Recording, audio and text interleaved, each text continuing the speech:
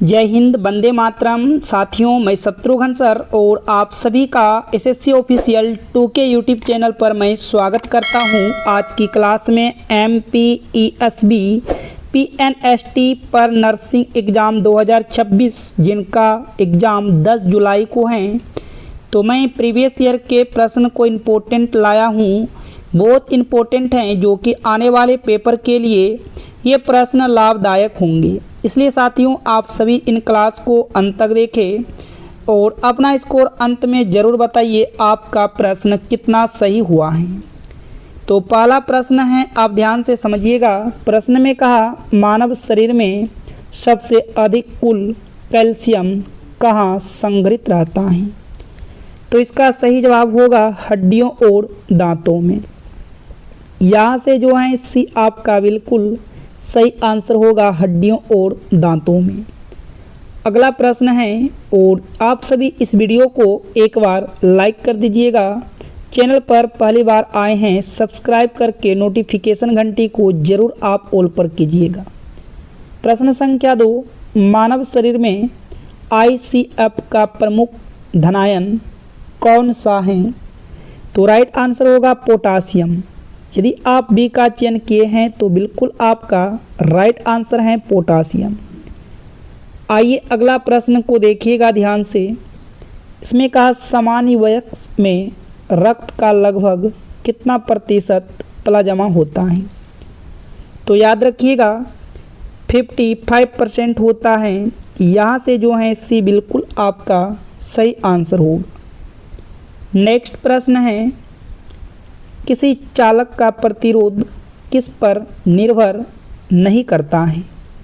तो चालक का प्रतिरोध लंबाई, अनुप्रस्थ, क्षेत्रफल, पदार्थ पर गुरुत्वीय त्वरण पर निर्भर नहीं करता है। डी आपका यहाँ से बिल्कुल राइट आंसर हो जाएगा। आगे की प्रश्न है, रक्त में ऑक्सीजन का लगभग कितना प्रतिशत हीमोग्लोबिन से बंधा होता है? तो साथियों, इसका सही जवाब होगा 98.5%। सी आपका बिल्कुल राइट आंसर हो जाएगा। तो चलिए अब अगले प्रश्न की ओर बढ़ते हैं। इसमें कहा, मानव शरीर में सबसे अधिक ATP का निर्माण किस प्रक्रिया द्वारा होता है?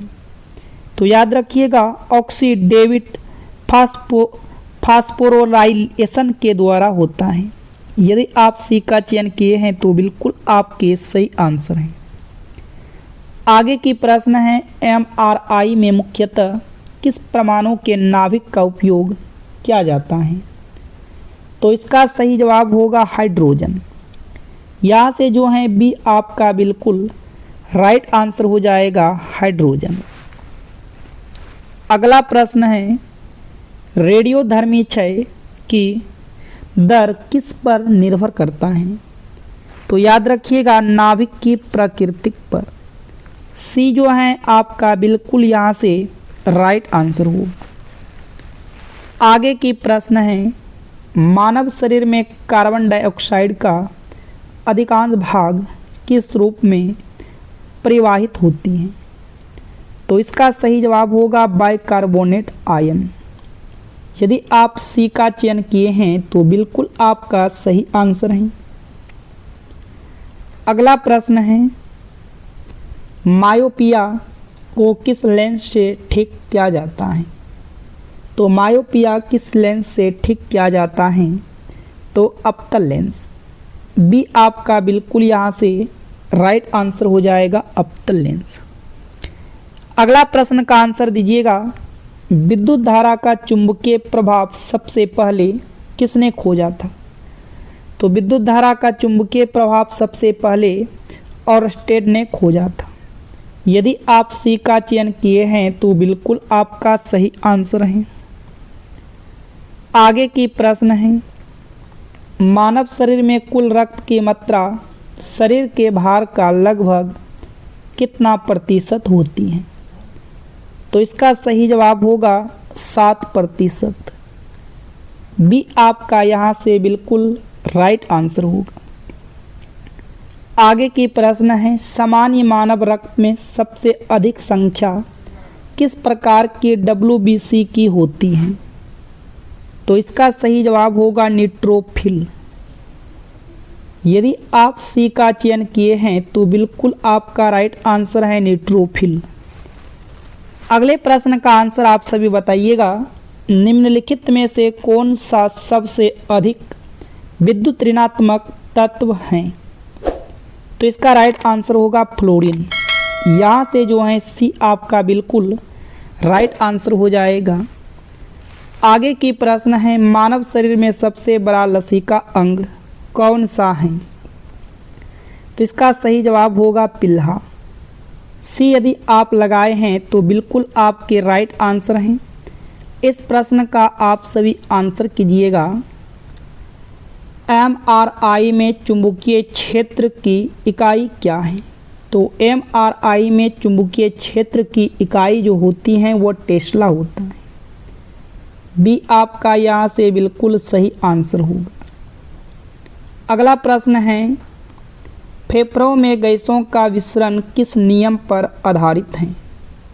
तो फेफड़ों में गैसों का विसरण किस नियम पर आधारित है? फिक का नियम। यहाँ से जो है बी आपका बिल्कुल सही आंसर होगा। अगला प्रश्न है, मानव शरीर में सबसे अधिक पाया जाने वाला धनायन कौन सा है? तो याद रखिएगा सोडियम।